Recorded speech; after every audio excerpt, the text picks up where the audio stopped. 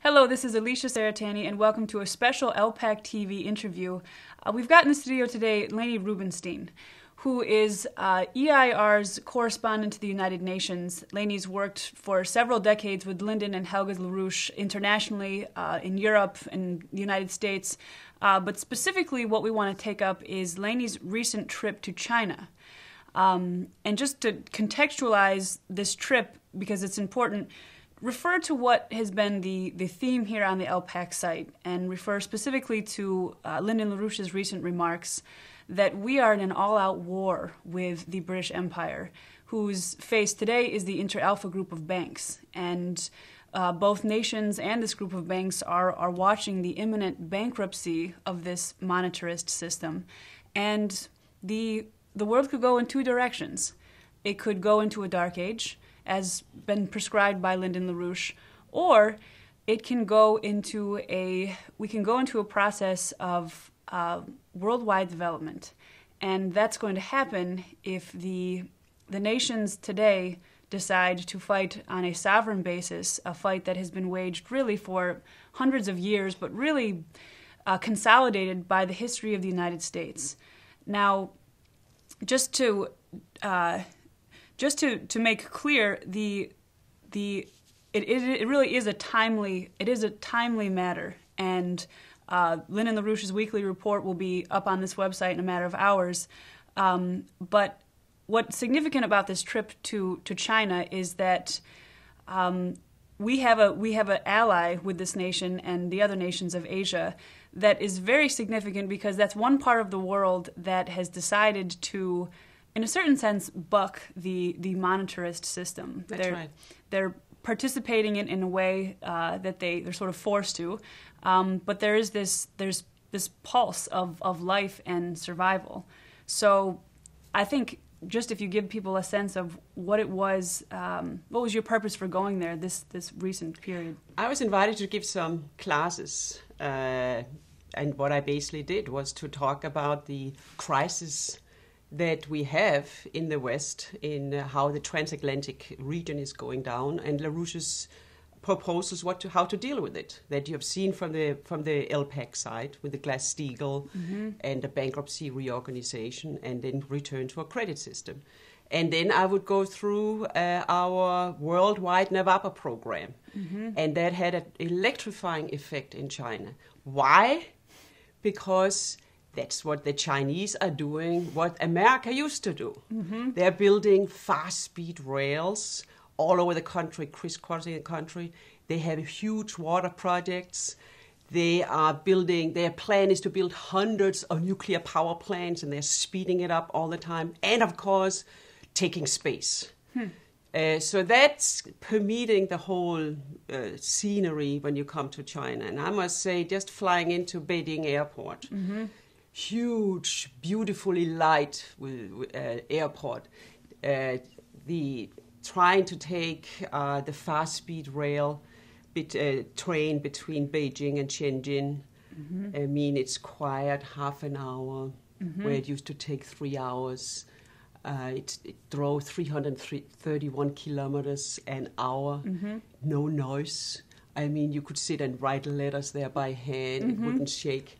So what is becoming normal for old and young Chinese people is that you have progress. So there's a tremendous optimism in that sense we can do anything. So that was my first impression when I came there, and it's very elating. Right now, we had spoken before about some of the reactions from the students and the different people that you talked to, and I mean, how did they take your briefing on what's happening inside of the United States? Well, both professors and students had not really an idea how bad it was. When I would say the United States has not built a refinery, an oil refinery, for 30 years. We haven't built a nuclear power plant in similar amount of years. There's not one single tiny little route of fast-speed rail in the United States. And the Chinese now have 13,000 kilometers. And it's going really fast. they can't believe it. They will tell me, oh, I didn't know it was this bad. Mm-hmm. And when you then begin to develop how many people have lost their homes, the increase of homelessness among children, mm-hmm. food scarcity, how many people are food insecure in the United States, they gape and they say, wow, we didn't notice that bad. Including also going through the same thing for Europe. Mm-hmm. No idea of the speed of the collapse and the severity now of the destruction, which is hitting people directly and killing people here in the United States. Mm-hmm. No idea. So that was one part. Another thing also to get an idea of why, like get an idea of what's wrong with this president we have. Right. That he's actually insane. Mm-hmm. They were kind of relieved to get an idea, mm-hmm. how this was functioning. Right. And like the ridicule, also I would ridicule things like the solar panels and how they are evil and how it is the big financial hedge funds and so forth that are funding this. Mm-hmm. They would be very pleased and happy to figure this out because they are not for that. They are for the real American style infrastructure. Right, that's kind of the irony. Yeah. What you said, that they're doing now what the United States initially inspired the nation of China, the Republic of China, to do. Yes. Through what we were talking about earlier, through people like Sun Yat-sen. Yeah. Right.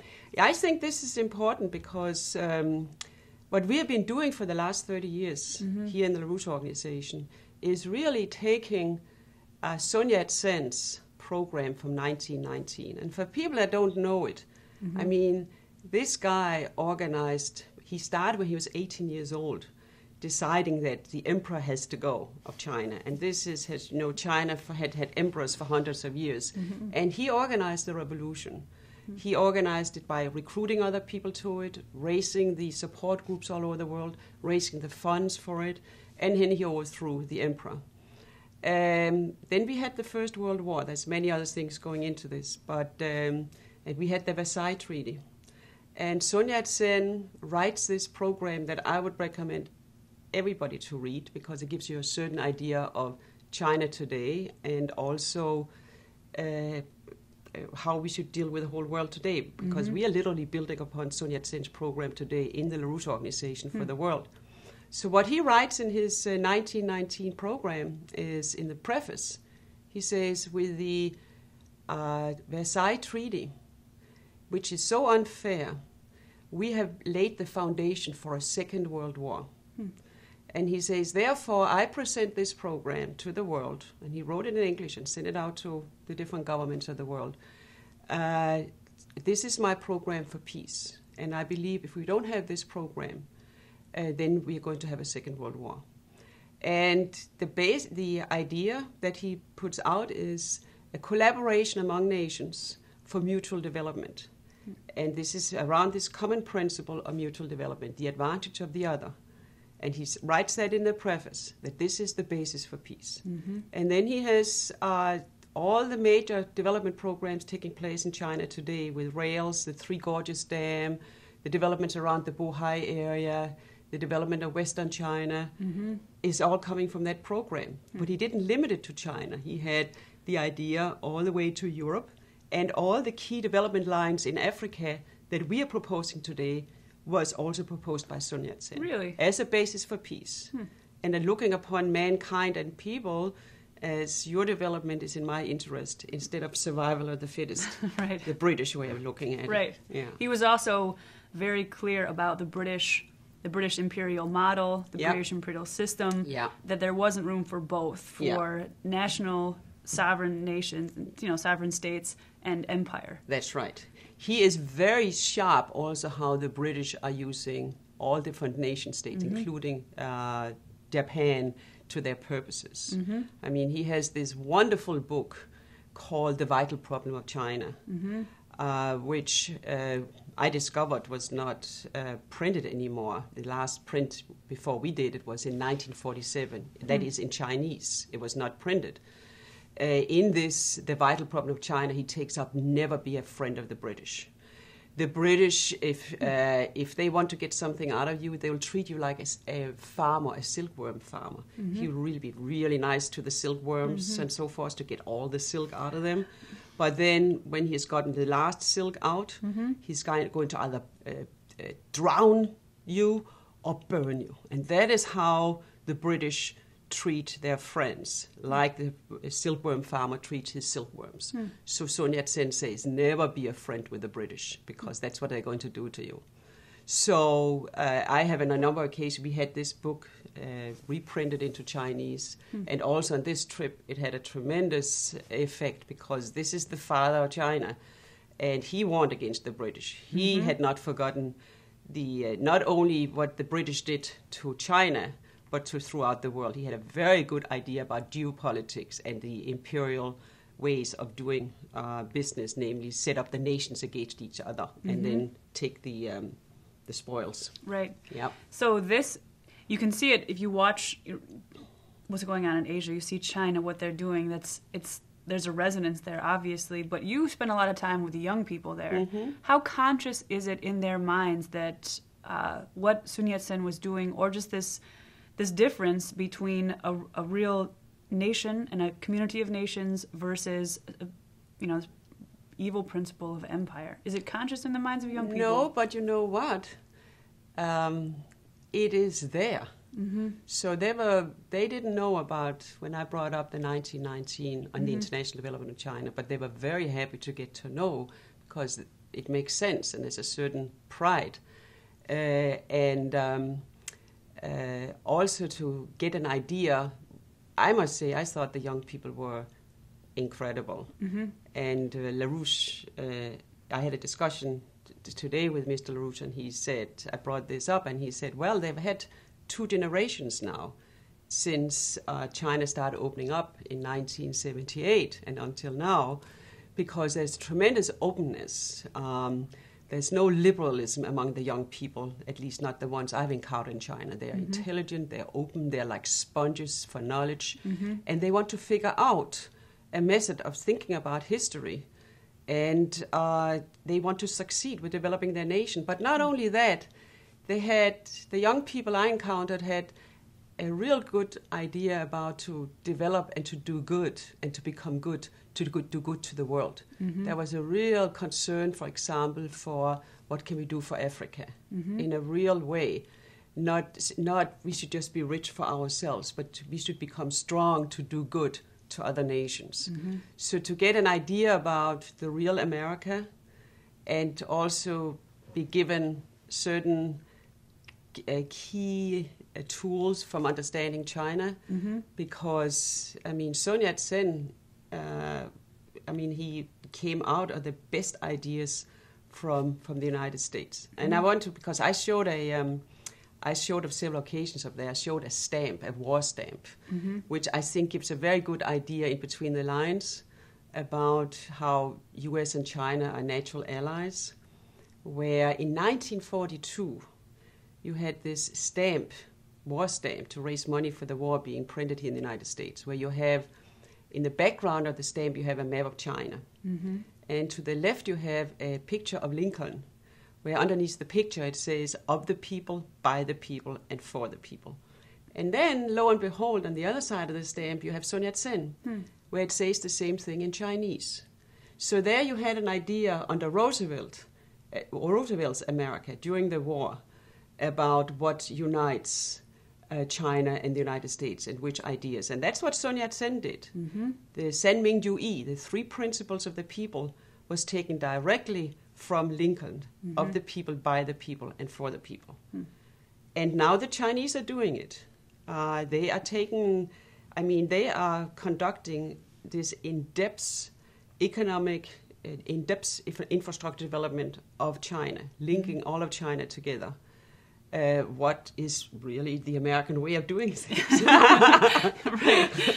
Yeah, well, you've worked for 30 years on the land bridge project, and some people are familiar with that. It's now in the context of NOAPA, it's just sort of an obvious next step to do something like that. But was that part of the discussion? Was there more discussion with the young people about what? Yeah, I would say two things, because particularly among some of the older people I met, some of the older professors and so forth, they were clear.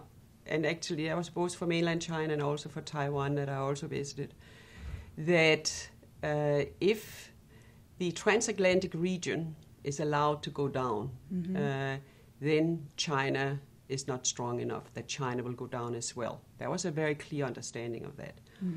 On the other side, particularly among, well, everybody, but I had some of the young people asking me when I've gone through the whole perspective of a Nawapa for the world, of just looking at the whole world as our garden and developing it, using all our knowledge from Asia, from Europe, from the United States, all the skills in a collaborative effort. And they said, well, do you think they really can happen? And when I would say, well, would you have thought 15 years ago that what China is doing today, that they could do that? And they looked at me and said, no. And I said, well, can you imagine that we collaborate? If China, a poor nation, can do this so fast, what about if we have the skills of Germany, of France, of the United States, of Russia? What about if we have this collaboration worldwide? It can go very fast. And so I would definitely also reiterate LaRouche's point, which he has taken up again and again, that we need an alliance between Russia, India, China, and the United States as a beginning to be strong enough to really pull it through. And then other nations will follow, like Korea and Japan and so on. But I want to make another point, and that is Europe, because Sun Yat-sen had very strong, and China as such, had very strong historical connections to Germany. One of the good friends of Sun Yat-sen was Radenau, that was behind the Rapallo Treaty, who was assassinated in 1922. When Sun Yat-sen was a young man, he and leading Russians and Radenau had a little study group as young people studying the German-American Friedrich List on national economy.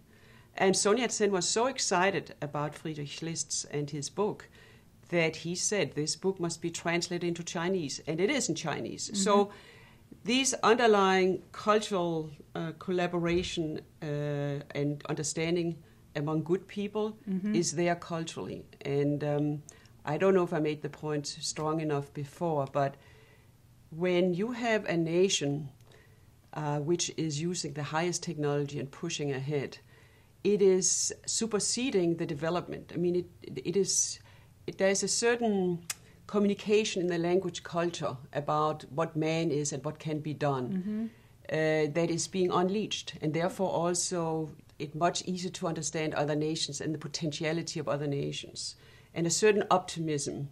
An idea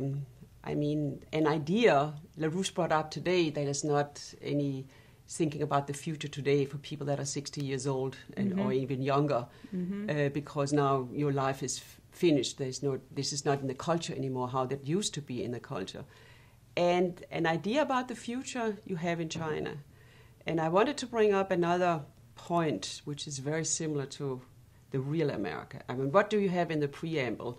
It's the two most important things, I think, in the U.S. preamble to the Constitution is the general welfare and for posterity. And one of the things that Sun Yat-sen loved to do was to use calligraphy for political purposes, to write slogans with beautiful Chinese calligraphy. And one of the things he would write was Tian Xia Wei Gong, which is from Confucius, and society in the future, which is built upon the general welfare of the people. Tian Xia Wei Gong means that the world belongs to everybody, that the world is there to serve everybody.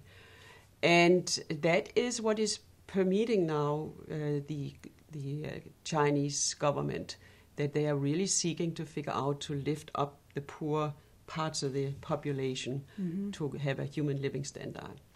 And that is really one of the key principles in the United States for the general welfare and for the world, the general welfare.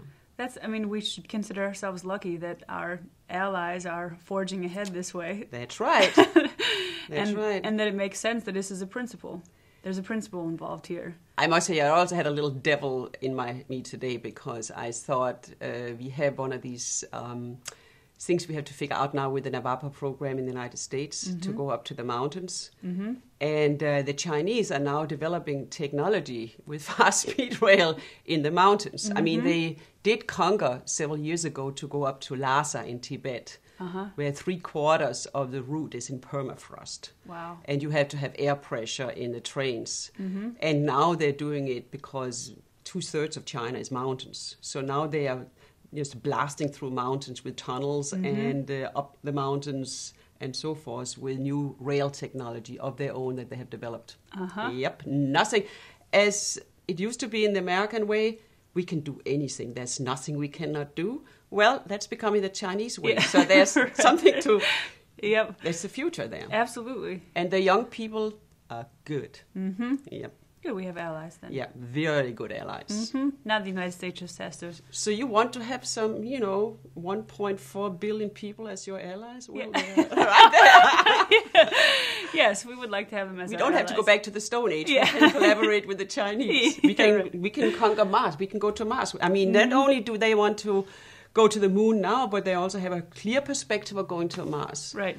So when we have to rebuild up our whole NASA capability again, the Chinese will be right there. Ready to do it with us. Yes. That's very exciting. Very exciting. Well, thank you very much. You're welcome. For being with us today. And next time you come back, we'll get you in here for another interview. All right. Okay. Thank you, Leni. Welcome. Thank you. And until next time, we'll see you soon.